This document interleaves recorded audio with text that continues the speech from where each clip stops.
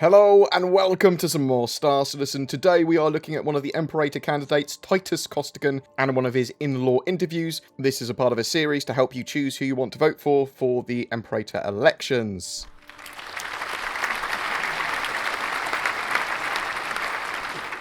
Welcome back. Still here with me is Imperator Candidate Titus Costigan. Glad the first part of the interview didn't scare you off. Not in the least. I always enjoy our conversations, Essen. That's because we've only had a few. Ask any of my friends and they'll tell you that I have a handful of good stories and 2 solid anecdotes, but after I burn through those, I don't bring much to the table. I know several of your friends and I'd bet that boring would be one of the last words they'd use to describe you. Only because they'd use words like vapid and insufferable first. Now, before the break we were talking about what you'd like to accomplish in your first 100 days as Imperator. You mentioned deregulation to spur economic growth, how you're going to increase our reliance on militias, and you promised that you'd not be getting a pet. Did I miss anything? I could go through all 100 days one day at a time if you want. Yeah, that'd be great. What's for lunch on day 53? Meal bar, same thing every day. For dinner, I'd love to get complicated, but in the middle of the workday, I tend to keep it simple. Fuel for the fire. Exactly. It's all about getting as much done with each day as possible. I'm hopeful that my first 100 would go down as some of the most productive in the Empire. Without getting too mired in specifics, my main focus would be reducing waste, financial and bureaucratic, and maximising returns. The Militia Mobilisation Initiative has been a great recent example of that. Safer systems for less credits. So expanding the MMI could save the Empire a lot over the next decade. Now, I watched a lot of your interviews in preparation for this, and I was frankly surprised that no one asked you the most important question. Why? The projections we have been getting back have been very positive. No, why do you want to be Imperator? Yeah, you're right. No one really asks me that. I'm always curious because on the surface it seems like a pretty terrible job. Everyone is always criticising you. You get the blame for everything bad that happens, and when something good does happen, there's a line of people around the block waiting to say it was definitely not because of you. Why switch from running a successful business to sign up for the most stressful 10 years of your life?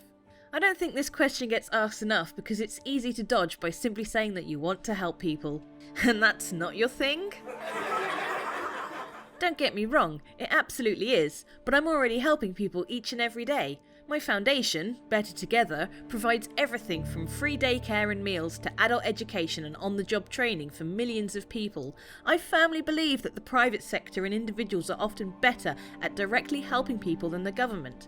If that's your main goal, then becoming Imperator probably isn't the most effective way to achieve it. So if helping people isn't the primary purpose of being Imperator, then what is? There's an important distinction here that I don't want to get lost. The actions of an Imperator can absolutely help or even harm individuals, and those outcomes need to be considered when making any decision. But what I've learned is that the true power of the position is its ability to make structural reforms that can strengthen the Empire for generations.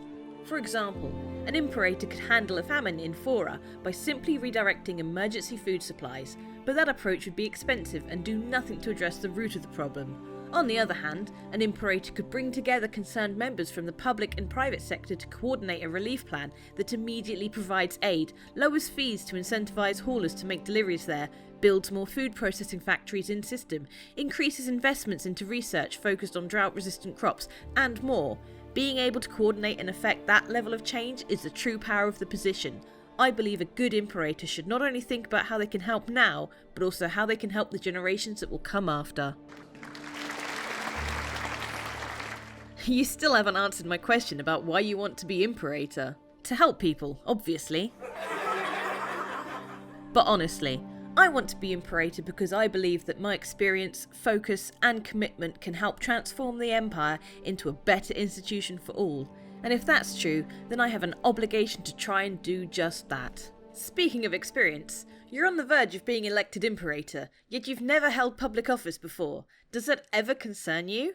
Not at all. One thing I've learnt from watching my father's administration is that nothing can truly prepare you for being Imperator. No job in the universe compares to it, so it doesn't make a difference if one candidate has 0 public sector experience and another has exclusively that.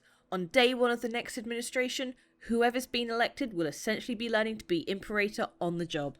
How's your father, by the way? Have you talked to him recently? We chatted a few days ago.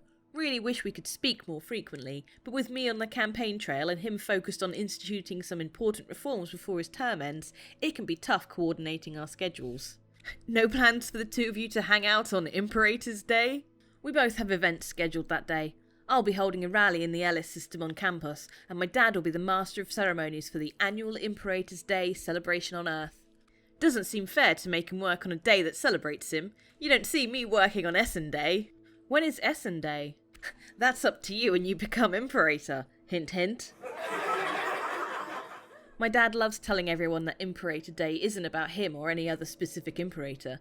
That it's meant to celebrate the moment humanity came together under one government to aid our expansion into the stars and create a better future for us all.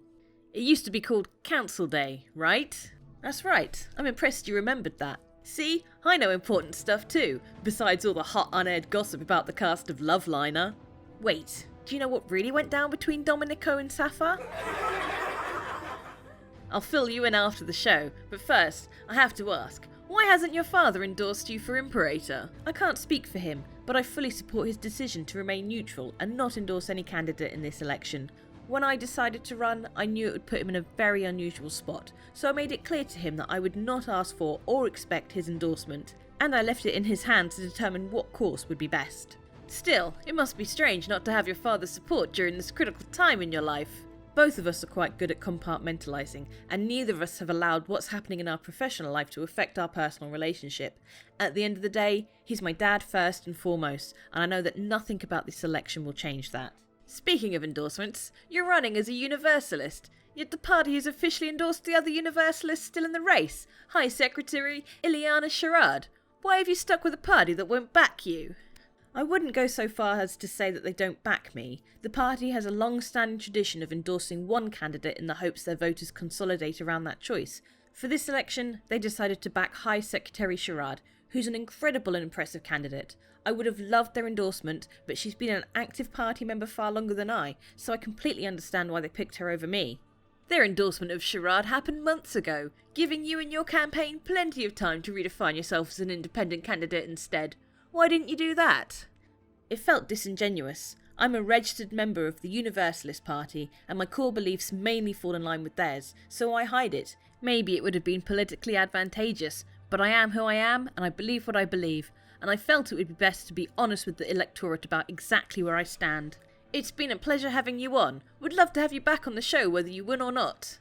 Hopefully when I win, and only if you tell me what's really going on behind the scenes on Loveliner. Deal, Imperator Candidate Titus Costigan.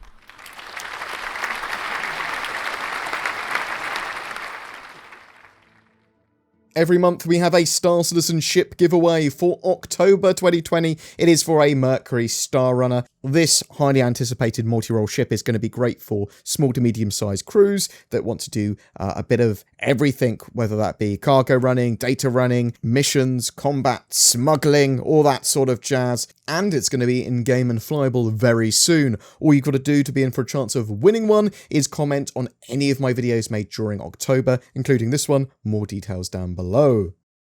What am I shilling for today, I hear you ask? Do you hate it when people steal all of your money and your house over the internet? I know I do. NordVPN may have been invented by wizards to help protect your personal data from the prying eyes of the dark web, a sinister cabal of technomancers that grow in power the more they know about your browsing habits. The true story of NordVPN's origins are unknown and lost to the ages, and without using facts, no one really knows how it provides more accessibility to otherwise censored websites or a safer security experience for all that use it. All I know is that it does, and that when you sign up to it, the power level of my bank account grows, and I use it, and maybe you should too.